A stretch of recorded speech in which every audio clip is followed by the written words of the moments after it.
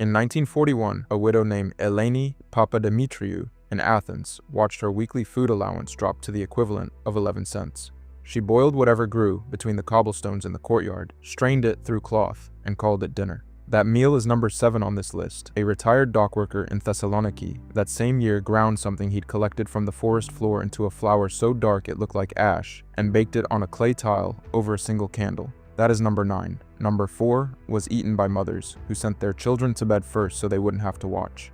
Number 2 kept an entire mountain village alive for 6 weeks straight. If you've ever eaten something out of exhaustion rather than hunger, stay with me. Subscribe, and let's count these down. Number 10. Boiled weeds and grass. The ingredients were whatever grew.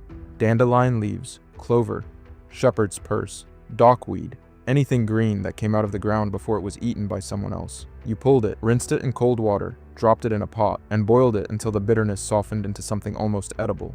It tastes like the earth tastes. Mineral, green, slightly sour. The way a field smells after rain when you're lying face down in it. In the winter of 1941, the German and Italian occupation of Greece had severed supply chains entirely. By November, Athenians were stripping bark from trees in public parks, and a kilogram of bread on the black market cost what a worker had once earned in a full week. Women who had cooked elaborate Sunday meals were now boiling weeds in the same pots. This was not desperation. This was knowledge, the oldest knowledge, the kind your body remembers even when your mind has forgotten it. Number 9, acorn bread, acorns. Ground fine, dried, and mixed with whatever grain dust remained. Sometimes a handful of cornmeal, sometimes nothing at all.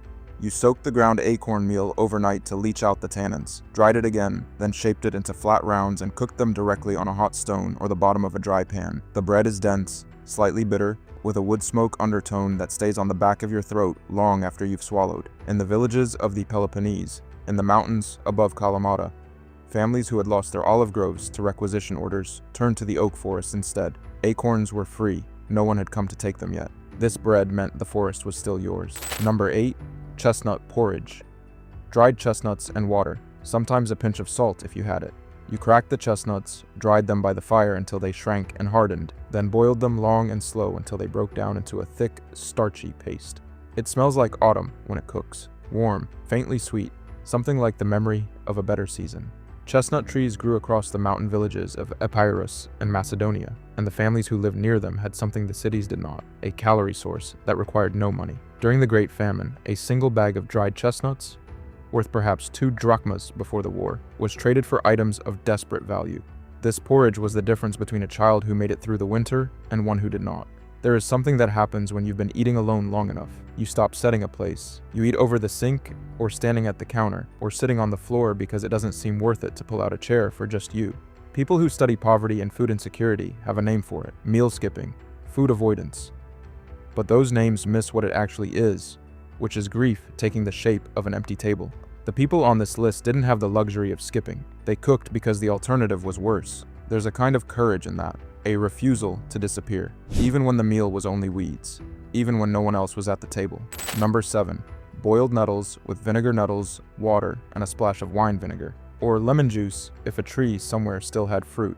You wore rags on your hands to pick them, dropped them into boiling water which killed the sting, cooked them until dark and soft, then dressed them with whatever acid you had. The vinegar cuts the bitterness and leaves a sharp, clean flavor, something almost bright on the tongue after weeks of eating nothing bright at all. Nettles grew in every vacant lot, along every crumbling wall, in every crack between stones. They were, in a terrible way, one of the few things the occupation couldn't confiscate.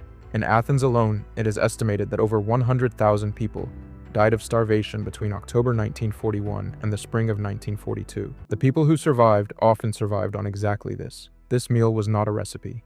It was a refusal to stop. Number 6, boiled snails with herbs. Snails pulled from garden walls or the undersides of wet leaves, boiled in water with dried thyme, wild oregano, or whatever herbs still clung to the hillside. You starved the snails first for a day or 2, then rinsed them, then boiled them, long and slow. The broth they produce is cloudy and faintly rich, almost like a thin meat stock, which is exactly what it was, in a season when meat had become unreachable. On Crete, where the occupation met organized resistance and where people had generations of experience living close to the land, snails had always been eaten, but never like this, never out of necessity alone. A jar of dried herbs that had cost almost nothing before the war became something families hid and rationed. This was the meal that tasted closest to before. Number 5. Lentils and water. Lentils, water, salt when it existed. You soaked them overnight if you planned ahead, or cooked them from dry for 2 hours if you hadn't. Nothing else. The lentils thicken the water into something that coats the inside of a bowl, something with weight to it. On the Greek black market in 1942, a kilogram of lentils cost what a laborer might earn in a day and a half. International Red Cross shipments began arriving in 1942 and included lentils among their rations. Families who received them treated each bag as something close to sacred. This soup is what kept minds clear enough to keep going, kept hands steady enough to keep working, kept the idea of tomorrow alive inside a body that had almost stopped believing in it. We talk about poverty food now as though it's been redeemed, as though the fact that rich people eat lentil soup at expensive restaurants has fixed something. It hasn't. The people who ate lentils and water in 1941, Athens did not know they were eating something that would one day appear on a menu next to a $14 cocktail. They knew they were hungry. They knew the bag was almost empty. They knew they had to make it last. There is a distance between us and them that we flatter ourselves by trying to close. The most honest thing we can do is not pretend we understand. The second most honest thing is to cook the food anyway, to hold it in our hands, to taste what it costs to survive, and to not look away. Number 4. Soup from animal bones, cattle, sheep, whatever the butcher couldn't sell, cracked open and boiled for hours with water.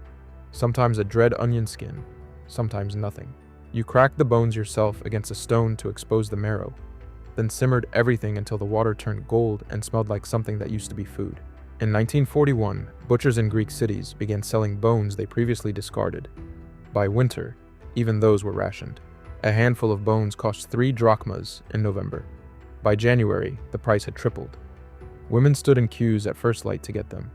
This broth was the meal that kept saying, "We are still here," bowl after bowl, in the cold dark of a kitchen that used to be warm, light to get them.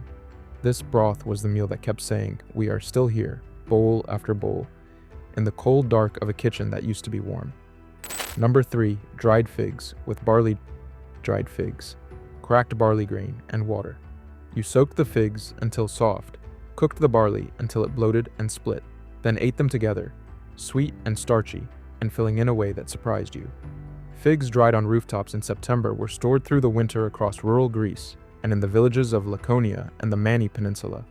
Families who had figs and barley were considered, by the standards of 1941, almost fortunate. A string of dried figs that once sold for a few lepta was now traded for labor, for medicine, for passage. This was not poverty food to the people who ate it. It was the sweetest thing they had, and sweetness, when everything else is gone, becomes something close to hope. Number 2. Raw carob pods. The carob pod, pulled straight from the tree, dried in the sun, eaten as is.